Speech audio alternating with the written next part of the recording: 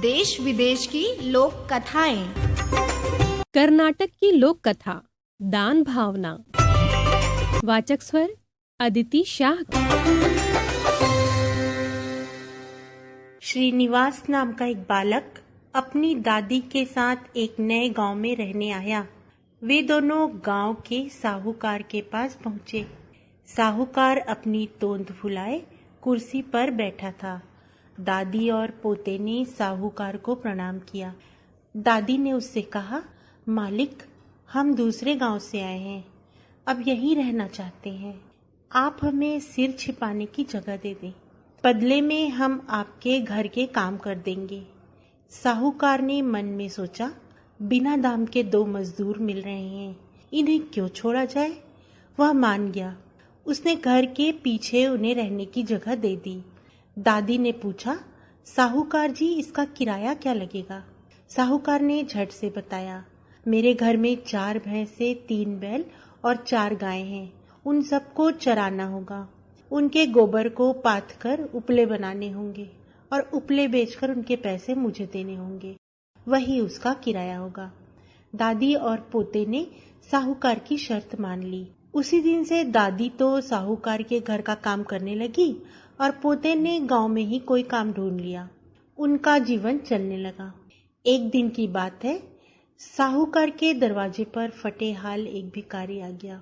साहूकार ऊंची आवाज में बोला, चलो चलो आगे बढ़ो, मेरे पास कुछ नहीं है। वह भिखारी घूमकर पिछवाड़े की ओर आ गया। दादी को उस पर दया आ गई। घर में जो खाना बना हुआ था वह उसने भिखारी को दे दिया। विदा होने से पहले भिखारी दादी की हथेली पर एक दमड़ी रखते हुए बोला, माँ, तुम इससे अपने पोते के लिए मुरमुरे खरीद लेना। दादी ने उस दमड़ी को अपनी संदूकची में रख दिया। वह सोच में थी कि आज अपने पोते को क्या खिलाएगी। तभी उसका पोता खेत से आया। वो भूखा था। दादी ने पोते को सारी बात बताई और कहा, संदूकची में से दमड़ी लेकर कुछ खरीद ला।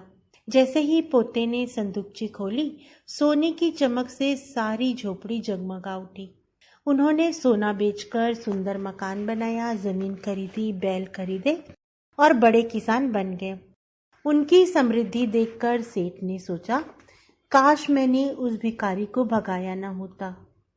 एक दिन वही भिखारी फिर उसके द्वार पर आया, जिसे बहुत समय पहले उसने भगा दिया था। साहूकार दौड़कर बाहर आया, भिखारी को सम्मान के साथ अंदर ले गया। इसके बाद थाली में 56 व्यंजन सजाकर उसके सामने ले आया।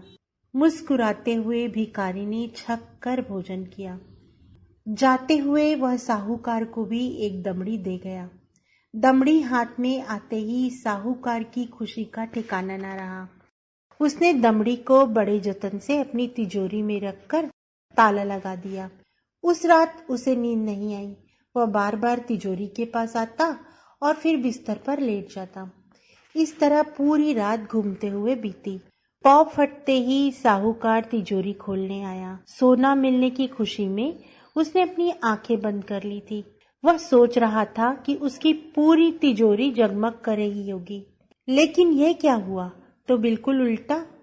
उसकी तिजोरी में रखा हुआ धन कोयला बन चुका था। साहूकार समझ गया कि यह सब करनी का फल है। दादी ने निस्वार्थ भाव से भिखारी को भोजन कराया था, इसलिए उन्हें वैसा ही फल मिला। उसने लालच में आकर भिखारी को भोजन दिया था, सो ऐसा फल मिला। इसके बाद से साहूकार का व्यवहार हमेशा के लिए बदल गया। दादी और पोते ने उसे अच्छा सबक सिखा दिया। अभी आपने सुनी कर्नाटक की लोक कथा दान भावना। ऑडियो प्रस्तुति रेडियो अर्पा।